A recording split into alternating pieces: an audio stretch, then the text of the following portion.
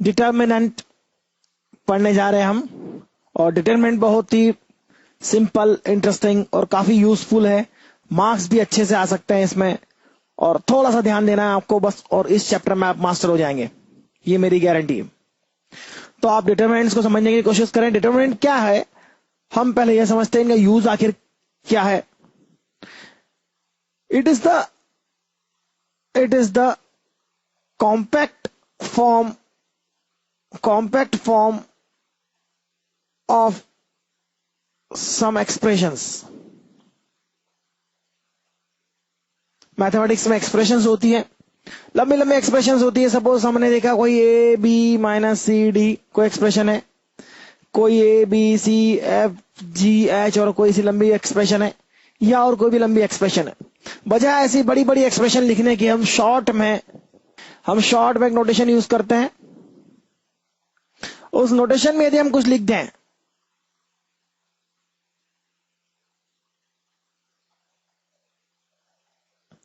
तो इसकी एक एक्सप्रेशन बनेगी, और ये एसोसिएटेड है। ये पहले आपने मैट्रिसेस पढ़ा है, तो मैट्रिसेस में आपने देखा है कि मैट्रिसेस का डिटरमिनेंट क्या होता है। हम निकालते हैं मैट्रिसेस का डिटरमिनेंट। तो मैट्रिसेस तो जस्ट अरेंजमेंट है, उसकी कोई वैल्यू नहीं होती जब तक कि हम उसका डिटरमिनेंट न ले। मैट्रिसेस का सिंबल आपको पता है, इस तरह का स्क्वायर ब्रैकेट यूज करते हैं मैट्रिसेस के लिए हम, जबकि डिटरमिनेंट के लिए हम दो लॉन्ग बार्स यूज करते हैं, दो खड़े डंडे यूज करते हैं। तो हम अगर इसे मैट्रिसेस का नोटेशन ए लेते हैं तो इसे कहते हैं determinant of matrices A is this, यानी हम मैट्रिसेस के आसपास दो डब्बे लगा दें। इन शॉर्ट ये 3/3 का डिटरमिनेंट है। और इसकी एक्सप्रेशन कैसे निकालते हैं, इसकी वैल्यू क्या होती है, यह समझने के लिए हम 2/2 के मैट्रिसेस से स्टार्ट करते हैं, डिटरमिनेंट से स्टार्ट करते हैं। 2/2 का डिटरमिनेंट क्या होता है, कैसे होता है, यह समझते हैं हम सबसे पहले।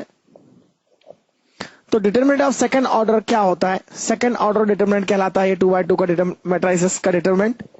तो देखिए, सपोज हमारे पास कोई मैट्रिसेस है ए B C D,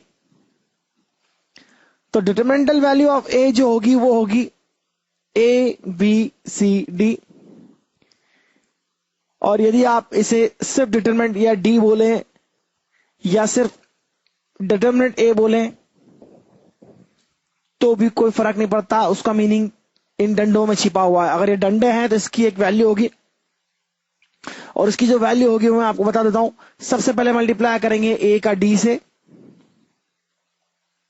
minus multiplication होगा बी का सी से, यानी आप अपर लेफ्ट एलिमेंट का लोअर राइट एलिमेंट से मल्टीप्लीकेशन करेंगे, A into D minus upper right into lower left element B C हो गया। यहां पर उसको सब्ट्रैक्ट कर देंगे, तो यह हो गई वैल्यू ऑफ 2/2 डिटरमिनेंट, यानी यह एक्सप्रेशन हमें मिली है।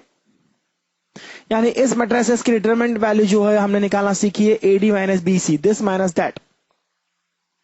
तो यह हैबिट हो जाना चाहिए हमें। 2/2 डिटरमिनेंट का मतलब क्या होता है, इसमें 2 रोज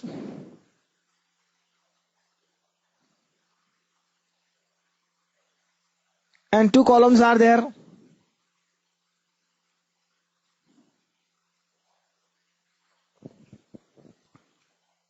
यहां पर एलिमेंट्स हैं total 2 square elements, 2 square elements होंगे। सेकेंड ऑर्डर डिटरमिनेंट में 2 स्क्वायर एलिमेंट्स होंगे, यानी 4 एलिमेंट्स होंगे टोटल। एक एक रो में 2-2 एलिमेंट, 2 रोज और 2 कॉलम्स। रोज और कॉलम्स का कंसेप्ट हम जानते हैं, इन्हें रो कहते हैं।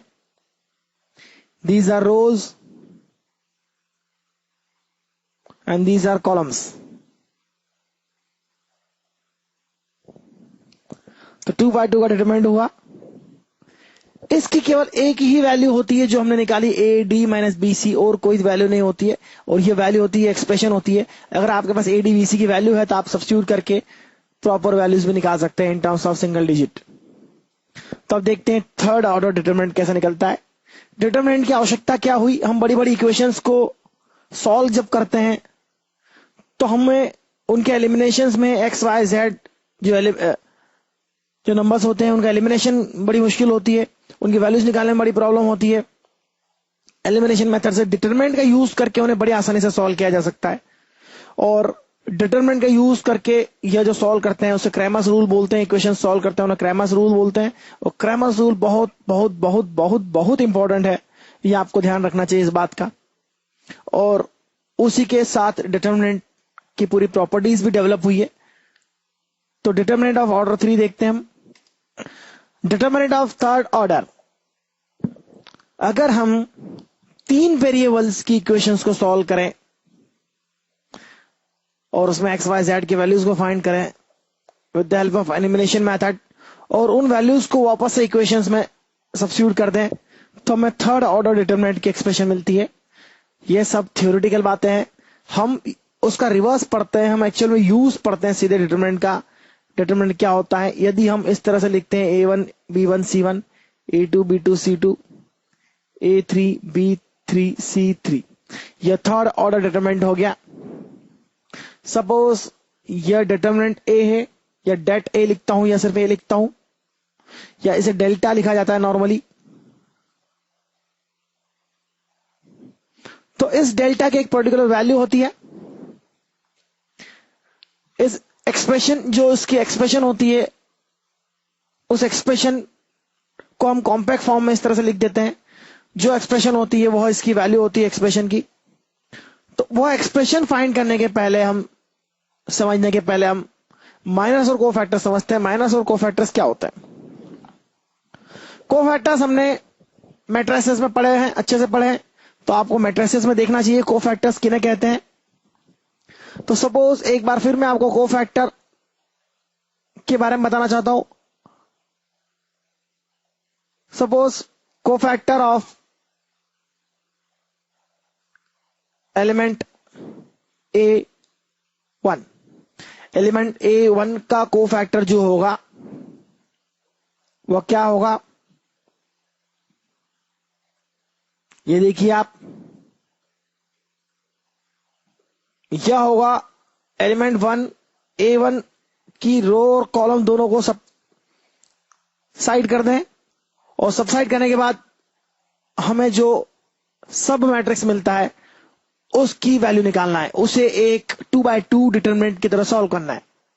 तो 2x2 डिटरमिनेंट के वैल्यू की तरह सॉल्व करना है ऐसे सबसे पहले तो यह वैल्यू होगी B2 C3 जैसा कि हमने देखा है माइनस C2 B3।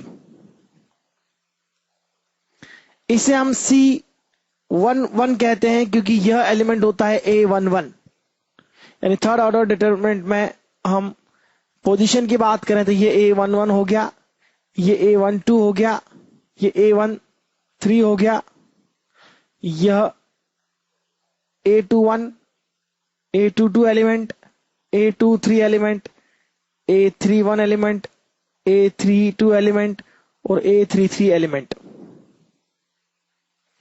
तो यह जो एलिमेंट है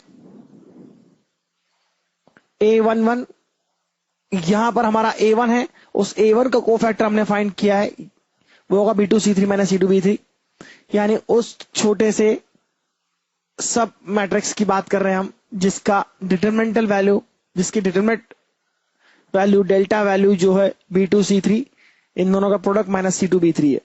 तो हम पहले ही देख चुके हैं, पहले लेफ्ट अपर और फिर राइट अपर वाले पार्ट्स का मल्टीप्लिकेशन करते हैं इस तरह से हम 2x2 में। तो इसी तरह से cofactor of any element Aij, यदि आप निकालेंगे तो उसे Cij कहा जाएगा। कोफैक्टर निकालने में एक बात हमने बहुत ध्यान से देखी है कि साइन रूल हमें ये पता होना चाहिए। हमने फर्स्ट एलिमेंट के लिए इन दोनों को पहले मल्टीप्लाई किया और इसे सब्ट्रैक्ट किया। सेकंड एलिमेंट के कोफैक्टर में एक माइनस मल्टीप्लिकेशन अलग होगा। यदि आप सेकंड एलिमेंट का कोफैक्टर निकालना चाहते हैं, सपोज इसका कोफैक्टर निकालना चाहते हैं, तो आप इन दोनों को सबसाइड कर देंगे, इस कॉलम को उस रो को सबसाइड कर दीजिए थोड़ी देर के लिए। अब यह जो आपका डेल्टा बना है तो उसकी वैल्यू देखते हैं हम। Cofactor of A